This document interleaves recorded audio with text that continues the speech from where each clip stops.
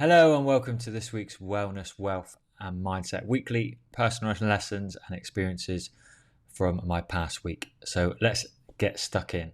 So this week, health-wise, I had a weekend away down visiting my family over Mother's Day, and for me, visiting Devon, which is where it's a perfect opportunity for a cycling training camp for myself. So getting in 2 actual bike rides out on Dartmoor, plenty of climbing, plenty of miles on the legs in order to prepare myself for some events later on in the year. And what I found from the sessions that I did is that actually I got stronger on day 2. So day 1, I did 55 miles. Day 2, I did 65 miles. Roughly both times were about 3,000, 4,000 feet of climbing. So over the course of the weekend, close to 10,000 feet of climbing, which was really, really happy with. The key thing that I found, though, generally is that that's the biggest rides I've done this year. And if I hadn't done all the riding over the winter on the turbo trainer, I certainly wouldn't have felt as strong on the rides that I did. Certainly my pace was a little bit slower on day 2. Understandably, my legs weren't aching like they maybe would have done in the past if I hadn't done as much riding prior to that. So the lesson for me and the lesson to share with you today is that the compound effect of doing those consistent miles certainly add up. So it might not feel like you're doing and progressing very much because you're doing very similar sessions. I've been doing loads of zone 2 efforts, loads of lower zone 3 efforts, and all of these have paid off because doing those long rides over the weekend, I was feeling pretty fresh both days. I hadn't felt like I've not been on the bike for a while, even though I've not cycled outside that often this year. Only probably done 2 or 3 rides this year outdoors, which has generally been around Richmond or Regent's Park in London. So no real big climbs, no real sort of big miles. So it's really, really beneficial and really encouraging for me that these consistent sessions in the week, 3 sessions on the turbo and then hopefully a weekend ride, are certainly paying off alongside the weight training as well. So overall felt very good, very consistent, very strong, very comfortable on the bike, upper body nice and strong as well from the weight training I've been doing. So if you feel like the progress is slow at the moment, then focus on those zone 2 efforts, continue with those zone 2 efforts when it comes to running, cycling, just so you're managing fatigue. And that way, when you come to those bigger efforts, you've actually got more in your legs that you probably give yourself credit for, and it's just a case of being more comfortable being on the bike for longer periods, getting used to climbing a bit more if you're doing a few more hills. So the lesson for me this week is definitely keep up those zone 2 efforts. They're going to pay off, and you definitely feel a lot stronger when it comes to your bigger rides at the weekend. Wealth-wise, this week I had a few realizations of how some of us have a very limiting belief about investing in ourselves. And what I mean by that is investing money, hard-earned money, in terms of improving your well-being. And we normally take this for granted because most of the time we wouldn't batter an eyelid if we had to spend £2,000 on a new car or something in the house or a luxury holiday. However, £2,000 maybe on some coaching to make you feel more comfortable by the pool if you're carrying a bit of weight and you want to feel more comfortable in your own. It seems a big investment as opposed to £2,000 on a holiday where you can numb your feelings of feeling uncomfortable in your body.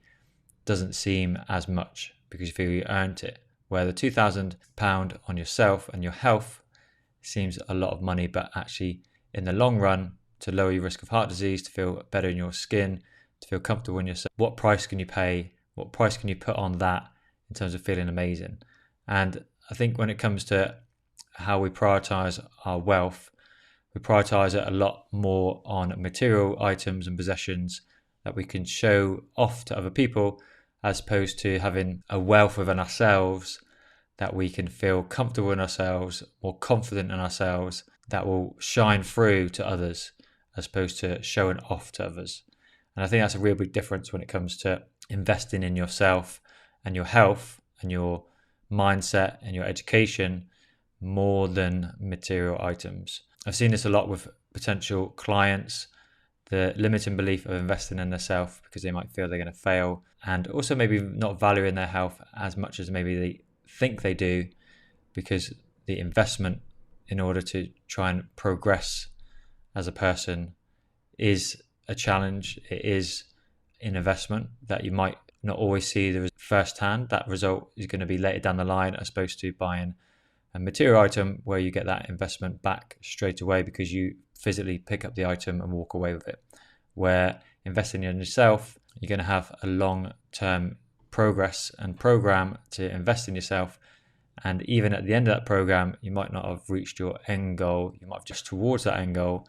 And that progress is an ongoing, continuing program for the rest of your life. And I think sometimes we want gratification from our investment because obviously we're paying a lot of money for those items. So when we pay a lot of money for an item, we expect the item straight away.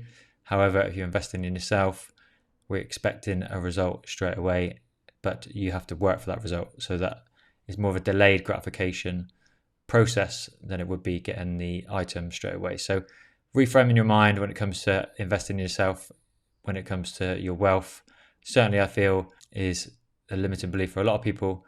I've invested a lot of money in my own mental, physical well-being and my own coaching when it comes to business and my own health and mindset as well. And I think that's an ongoing progress that you always want to be focusing on, because it will pay dividends in the long run, because you're building more knowledge, more certainty, more confidence in yourself, that you can have the skills and knowledge and tools that will last a lifetime, as opposed to one physical item that will diminish and a material item come and go, as opposed to your health and wealth. Your health doesn't come and go. And when it does go, life will be a lot more challenging. So the lesson this week, certainly try and invest in yourself, whether that's going to the gym, a gym membership, healthier. All these things will pay off when it comes to your health and well-being more than a material item or going on holiday that might just numb those feelings and suppressing those feelings that you're uncomfortable with at this time. And then finally, that leads me on to this week's mindset segment, where it's all about limiting beliefs, because certain people around you may have a limiting belief in terms of these kind of investments when it comes to investing in your health and well-being. If you're having a coach and paying them a certain amount of money, people might question why you can't do that on your own.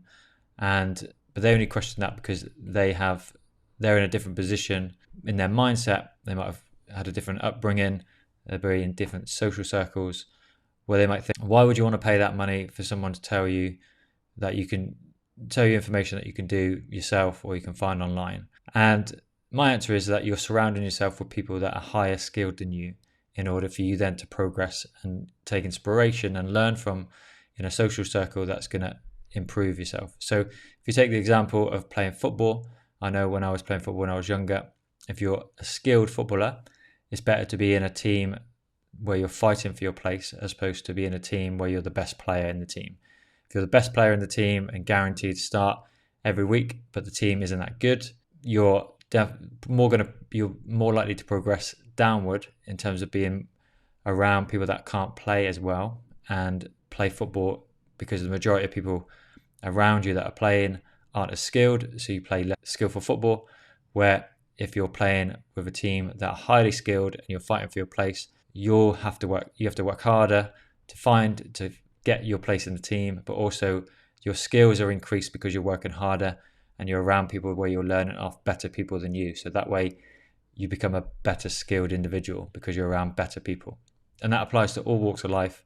So I think in business, when it comes to investing in those things, it's really important. When it comes to cycling, I know cycling with faster people in groups that I've come to in London, as opposed to when I was living in Devon, I'm a stronger and better cyclist because I'm around stronger and better cyclists, which are always pushing me, making me work harder, and that in turn helps me become better, because I have to work harder to stay with the wheel and work harder to show that I'm capable of being in that group in the long run. If I'm always being dropped like I was doing before, I just worked harder so I wasn't being dropped.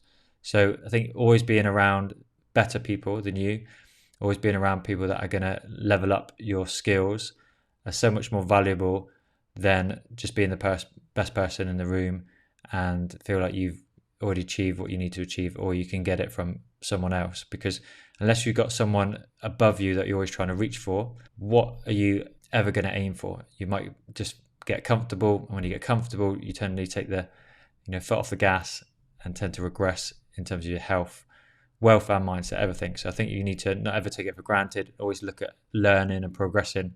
And that comes to your limiting beliefs. You should not be limited by your beliefs, and feel that you can push and always get better, and surround yourself with people that are better will help you get better. So I think this week is really interesting to understand that when it comes to other people's limiting beliefs about why you might invest in yourself. But certainly if you're surrounded people that are investing in themselves and where they've got in life and where they have got in business and where they've got in their health, then take inspiration from that and take a lesson from that in terms of how you can apply similar principles to your own life in order for you to progress when it comes to your health, wealth and mindset as well. Because if you're having those limited beliefs, that's only going to hold you back and you're always going to struggle. So try and learn from the people that are succeeding, as opposed to being comfortable or questioning or not questioning why you're not progressing because of the social circle, maybe have less ambitious goals than you in order to progress. So if you're surrounded by people who have limiting beliefs, are quite comfortable where they are, and that's up to them. If they're happy, that's fine.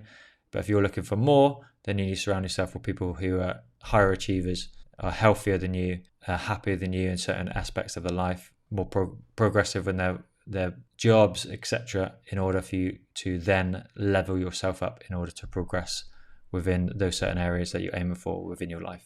So definitely that is a real take-home message from this week's show. So that wraps up this week's Wellness, Wealth and Mindset Weekly.